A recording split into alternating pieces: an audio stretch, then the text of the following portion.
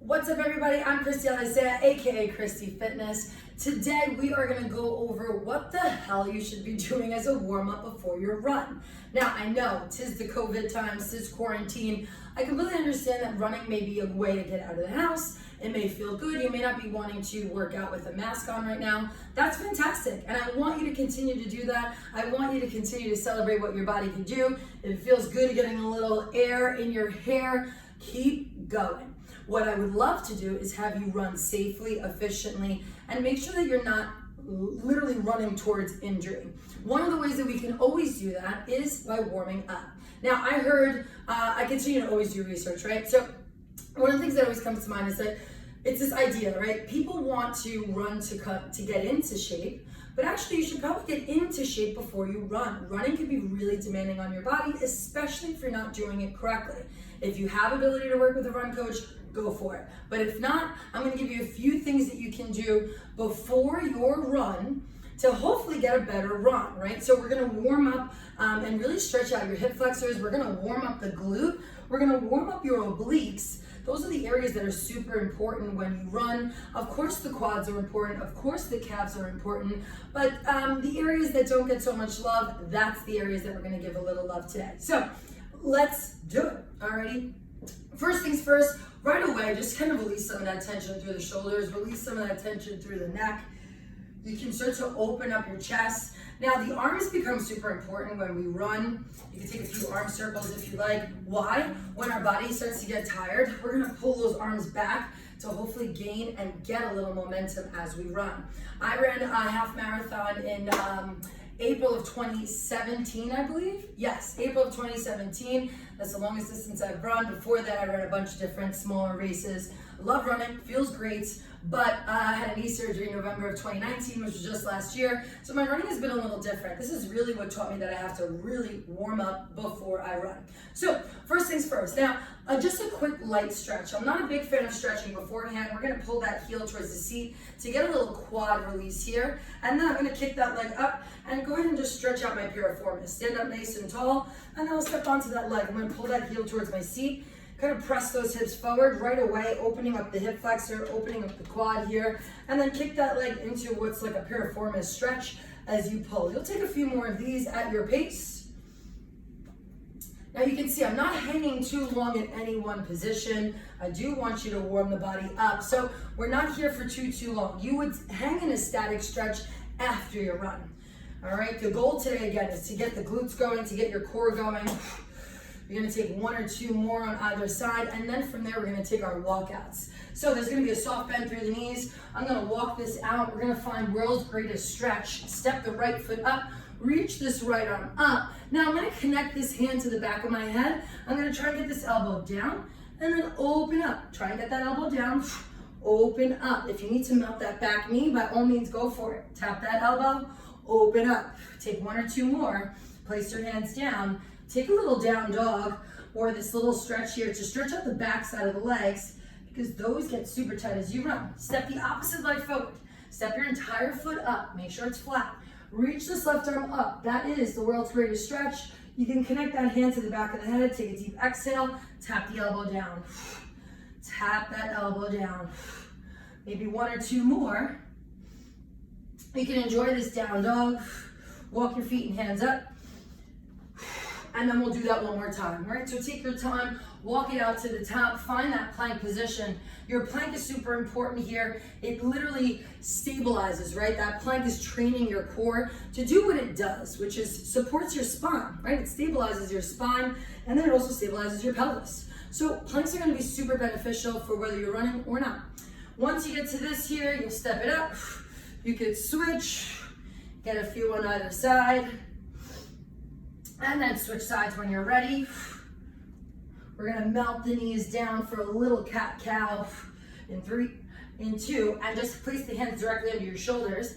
And now you've got this little cat-cow. We're just doing this so you can find the pelvis. Really thinking about scooping the pelvis underneath, and then drop the belly, drop the chest, look up towards the sky. All right, we're gonna come to a neutral spine. I want you to pull your heel towards your butt, kick it up nice and high, come right back down. Why this exercise? We'll start with this kickback here today.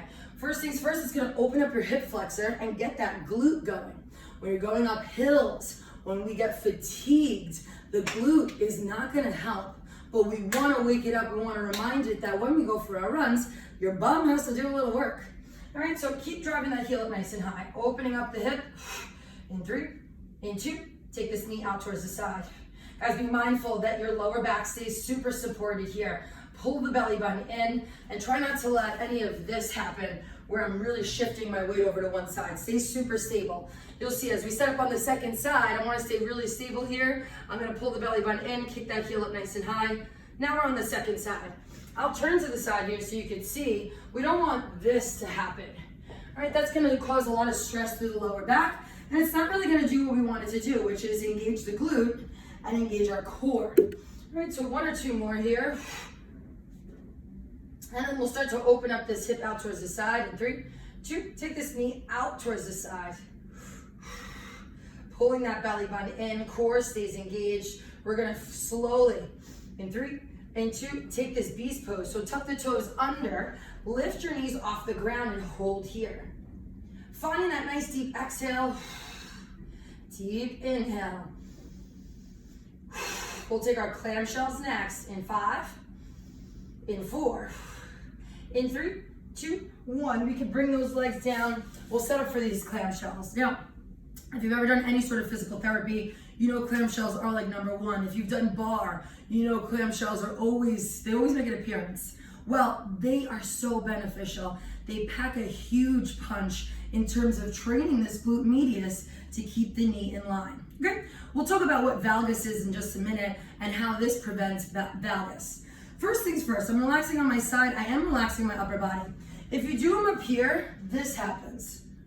And then we look like we're in a Jane Fonda video. Perfect, I love Jane Fonda, but we've come a long way from those Jane Fonda videos. Let's set this up correctly. First things first, relax that upper body. I want you to pull the belly button not only in, but up. So you can see there's a little space here between my obliques and the mat. I'm gonna place my hand down, I'm gonna lift my heels. My heels are right in line with my butt.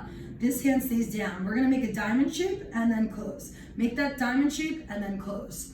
Now, heels are super glued together.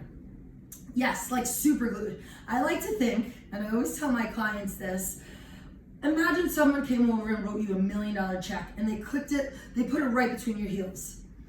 You wouldn't separate your heels for anything, right? So really keep those heels together. Little lift, little lower. You have 4 more here, take your time. 3, pull the belly button in. 2, squeezing your butt. 1 more. Now we'll just extend this leg today. Core stays tight. Toes are facing forward or down, but never up. Why is that? That's your hip flexor. That's not your glute medius, okay? We're gonna lift and lower. Lift and lower. Now some folks might have to kick this towards the back to feel the glute. That's fine, as long as your upper body stays really still and your core is engaged. You've just got a few more here. In 5, in 4, in 3, in 2, and 1. We're gonna rest in this scorpion before we move to the second side. I'm gonna kick this leg that I was just working up. I'm gonna take it over. I'm gonna come back, and then I'm gonna release. I'm gonna kick the other leg up, take it over. So that's my right hand, I'm taking, or excuse me, right leg. I'm taking it over towards my left hand. I come back up, and then release. 1 more on each side. Left leg up, take it up and over. Come back to center, drop the leg, left leg up, take it over towards your, opposite hand, bring that leg straight up and then lower. We're gonna do our clamshells on the second side. So I'll just turn around so that way I'm facing you lovely people. Same thing goes, relax your head. Pull the belly button not only in, but up, right? You can see that little shift. Stack your hips so they're right over one another and then lift the heels. Once again, make sure that you're not all up in here. This is just really hard to squeeze your butt. It's really hard to pull your belly button in because you're in this funky position. So be mindful to come down. Relax, cradle your head so it feels supported. And again, pull the belly button in and up and squeeze your butt. All right, that check is right between the heels once again. If you listened to that first time, you'll know what I mean. All right, let's make these diamonds. In between today. So I did talk a little bit about what valgus is. Now, valgus is when the knees end up collapsing in as you run. And I'll show you that when we stand. This exercise is going to help you avoid that, especially when you get fatigued. That's really when it happens. We've all seen it. We may have even experienced it. We're gonna extend this top leg in 3, in 2, and extend that top leg, toe facing forward or down. Remember, that is directly related. Can you see that little white line? That's directly related. We wanna make sure that that white line is facing up or towards you, but not out here, okay? 3, 2, 1, let's go. We lift, lower, not all the way down, just to here. Exhale, pull the belly button in. We'll take our glute bridges next. Breathe here, 5, 4, 3, 2, and let's pull the heels. One of the most beneficial exercises is going to be your glute bridge. A classic, you see it in every exercise, every type of exercise, every modality has the glute bridge. And if you've ever done physical therapy for anything, chances are you're doing a glute bridge. All right, you see how much space I have here? I want you to take a deep exhale. Let's roll through a little cat-cow here. So that's your cat as you scoop the pelvis under. That's your cow as you arch. What do I mean? This guy here, right? That's your cat. And then that's your cow as you kind of drop the belly. Find it here. Scoop the pelvis under, then push the tailbone back. Scoop the pelvis under. Why are we doing this? Watch here. The next time you scoop the pelvis under, right away, I want you to try and engage and squeeze your butt. Scoop the hips under, press those hips up, and then slow and steady on the way down. Can you feel your butt start right from the bottom? Scoop, squeeze, and then press. Now, this is funky, but hang with me. I want you to think that you're picking up a penny from the ground. Scoop, squeeze, yes, with your bum. Press those hips up. Do not drop the penny. Don't drop the penny. Don't drop the penny. Now you can release the penny at the bottom. Take a deep exhale, scoop. Pick up the penny. Woo, I know. Gently come down. 1 or 2 more, folks. 1 or 2 more. Press the hips up. Now, if this is pretty elementary for you, I totally understand. One other option for you today is going to be to lift one leg. Don't worry about the height of this leg. It does not have to be rocket high. It totally can be bent. Some folks will cross it, up to you. But let's just start with this leg lifted, drive the opposite heel down, press the hips up, slow and steady on the way down. Find a moment of a hold up top.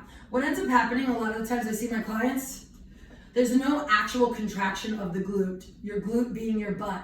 We want to find a moment, slow and steady, right? As if someone could take your picture up top. So deep exhale, lower, exhale, lower. We're now on the second side, so if you've been with me, 1 more big deep breath. You got 4 more.